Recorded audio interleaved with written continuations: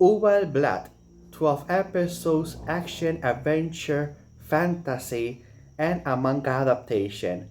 Now, this is a very straightforward story of betrayal and revenge, where the Empire sent 14 of their strongest heroes to defeat the enemy Wishtag, but along the way, 3 of those heroes perished, and seven of them decided to stay behind and be cowards.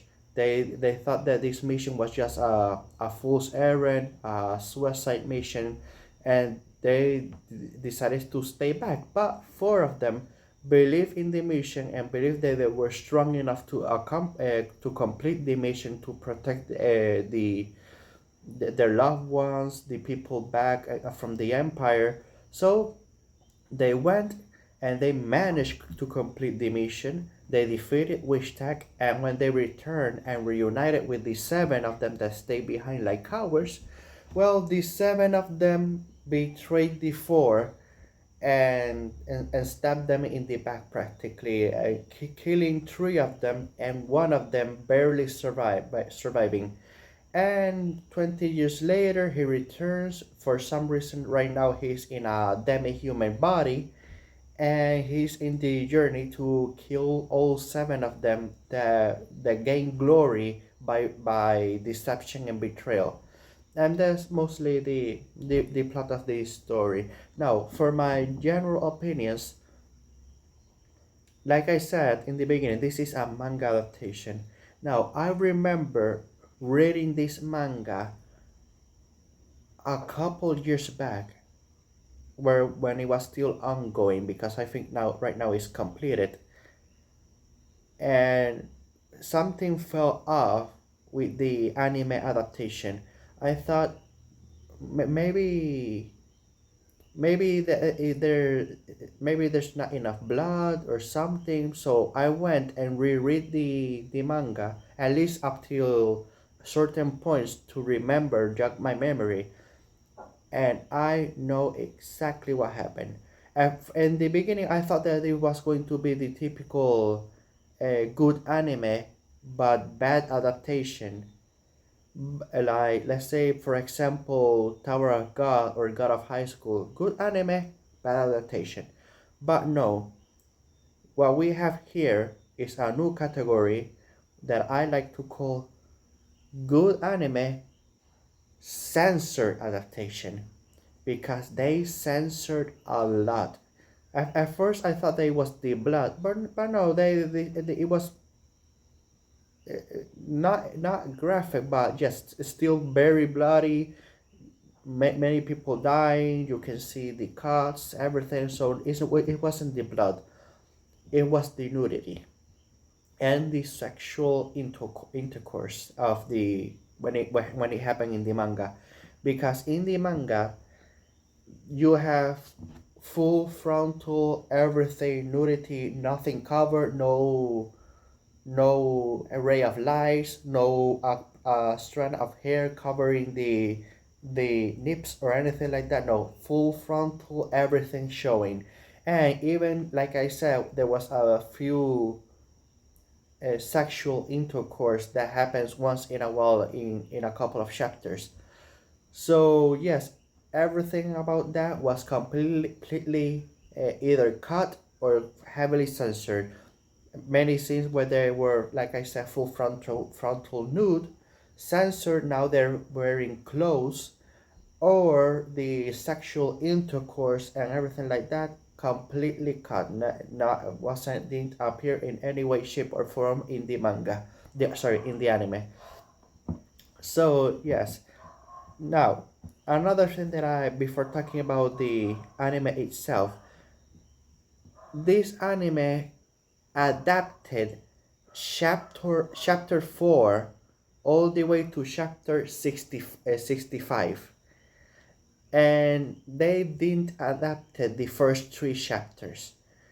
I thought that maybe the things that they skipped from the first 3 chapters that were going to show up in flashback, because there's a character that appears that when she appears, she saying to the main character, Coisel, "Oh, you killed my brother. I'm going to have revenge for you killing my brother." And that was something that happened in the first three chapters. So I thought that okay, maybe a flashback, even if it was 3 minutes or something, or something, a couple of flashback sequences. But no, they didn't adapt the first three chapters in any way, shape, or form. So um, I don't know why they just simply decided not to. Maybe they thought that the chapter 4 was a much better starting point. So let's just leave it at that. So, like I said, Coincel out for revenge, killing the 7 heroes that gain glory through the deception. But look, one thing that I do like of Coincel is that he's not somebody that is consumed by revenge. He's not like other revenge stories that they want to achieve their revenge so badly that they don't care who or what they have to do. No, he has a code. He doesn't involve innocent people, and even if there's the army serving that particular hero, he doesn't try to kill those soldiers because they didn't know any better. They're just following orders. They didn't know that he was the hero is a traitorous scum in reality. And seriously, when you watch the anime, those 7 that rose to hero status that were the betrayers, at least 2 of them that were shown very prominently in this first season, they are freaking scum in many ways. In the public, they're hailed as heroes, but in the background, they're doing shady things that is just disgusting in many ways. But that's just Coincel and his journey being a very good character. Now, do I want him to have a little bit of a more personality? Yes, because he's too. I won't say stoic. He's so. He yes, because of the betrayal, he's so devoid of emotion and concentrating fully on his revenge. But once in a while, not necessarily crack a smile, but show a little bit of personality, because he doesn't have much of it. But in the past, when he was still in his human body before the betrayal, yes, he showed that he had quite the personality. He was a good guy and everything like that. But after the whole betrayal, and now in a damning human body, he even saying that he's not good with emotions. He was in the past. It's just I want him to have a little bit more of a personality. It's just what I'm saying. Now, with Coincel, one thing that I want to touch upon about the first 3 chapters that they skip and such. With Coincel, many of the way he survived that betrayal, Coincel, the way he survived the betrayal was revealed in the manga. How he went from human body to a demi-human body. But in the anime, it wasn't revealed, and I'm not going to spoil it in case you want to be anime only, and maybe in season 2 or 3 they reveal how he survived and went from human body to demi-human body. So if you and it's revealed very early on. I think that by chapter 8 or 9 it was revealed how the way he survived, but it was only in the manga, not in the anime. So I, I'm not going to spoil it. Now we do have side characters. We have Pepe, who is the cute little girl that I've in the she's going to have throughout the first season, these 12 episodes, she was mostly there to be the anchor, so that Coincel doesn't betray his code or betray the person that he used to be when he was still human and a hero. So Pepe is mostly like an emotional anchor towards Coincel. Other than that, not much to her.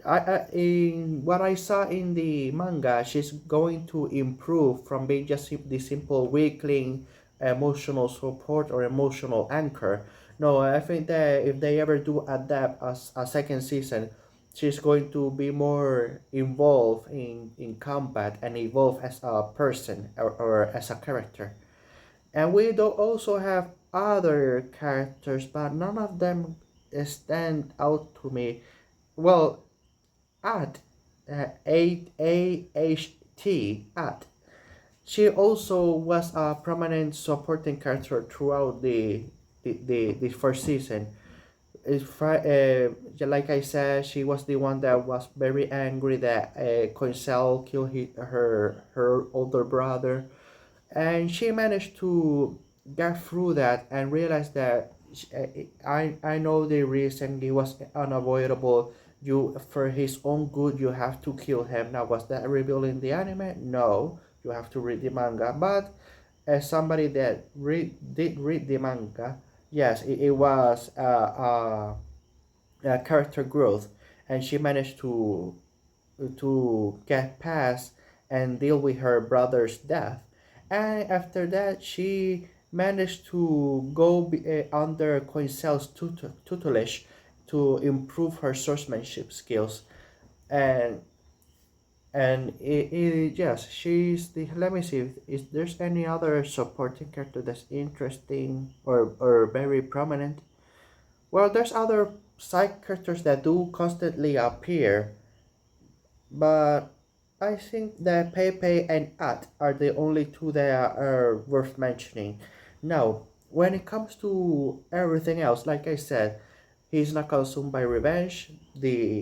And one thing that I do like is that because in these first 12 chapters, he only managed to kill two of the traitorous heroes, and after he killed each and every one of the two of them, he cried to show that even though they betrayed him, the fond memories that he had with each and every one of them, and just seeing that how far they have fallen, a shadow of their former self, even though that he has to do this not only for himself but for the other three that were killed by the betrayal.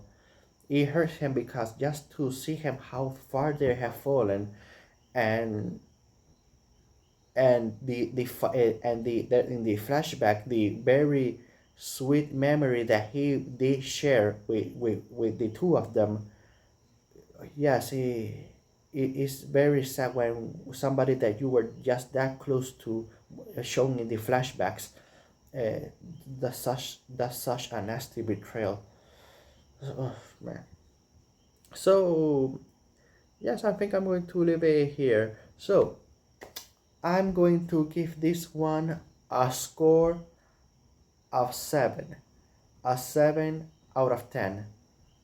Now, so have a good day, have a good night, wherever you're from, and see you next video.